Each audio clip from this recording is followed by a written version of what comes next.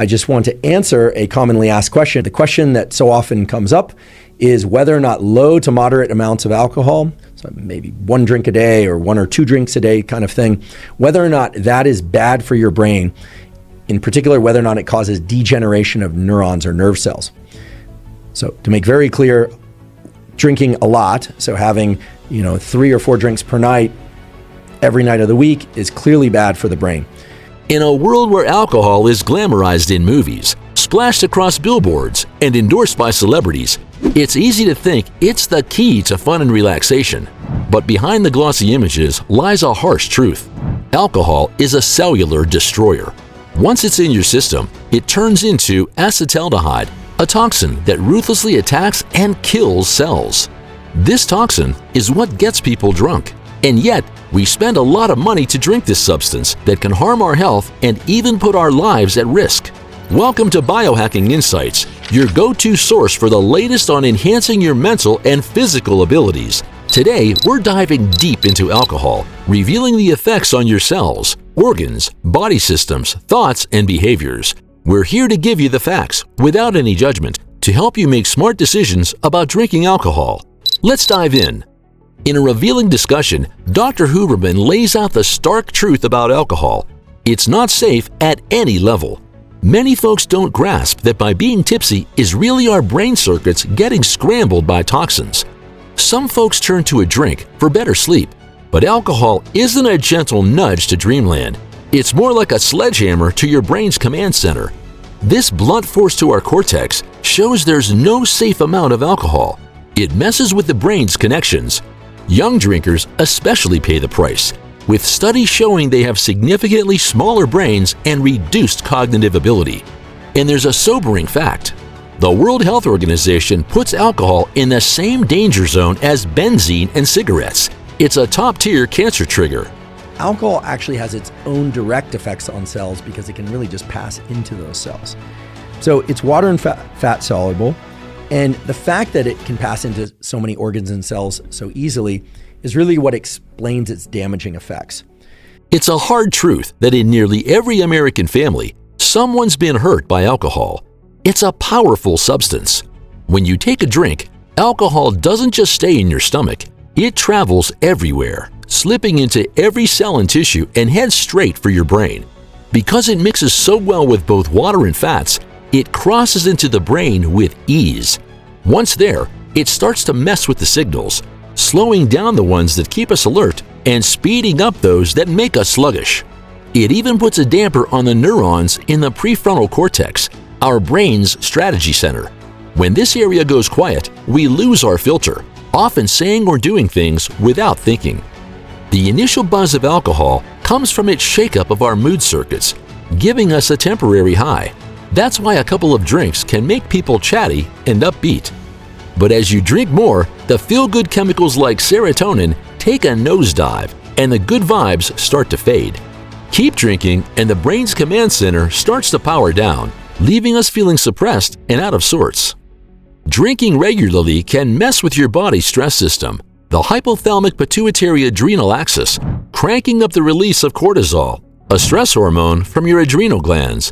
This can leave you feeling more stressed and anxious.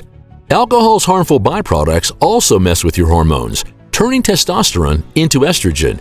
Sure, getting tipsy might feel good at the moment, but it often ends with feeling less happy, motivated, and more stressed once the buzz fades. Alcohol is also a master at muffling the brain networks that help us remember. That's why it's tough to recall what happened during a night of heavy drinking. When someone's blackout drunk, they might still be having fun, but their hippocampus, the memory maker in the brain, isn't keeping a record of any of it. When alcohol is present in the brain and bloodstream, that the architecture of sleep is disrupted. Slow wave sleep, deep sleep, and rapid eye movement sleep, all of which are essential for getting restorative night sleep, are all disrupted.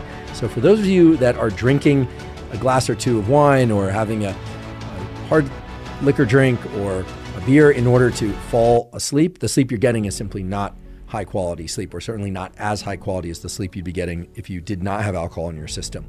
It's tricky for some to see how alcohol and sleep are connected. But here's the deal. Alcohol puts the brakes on your central nervous system, messing with all your brain's activities like breathing, and thinking. This affects how you sleep too. You might end up feeling groggy and out of sorts because alcohol ruins your sleep quality. It can make you wake up over and over at night, mess with your sleep cycle, and keep you from getting that deep, restful sleep you need. Plus, alcohol can mess with melatonin, the hormone that helps you sleep, by blocking its release. Now, about alcohol's calories.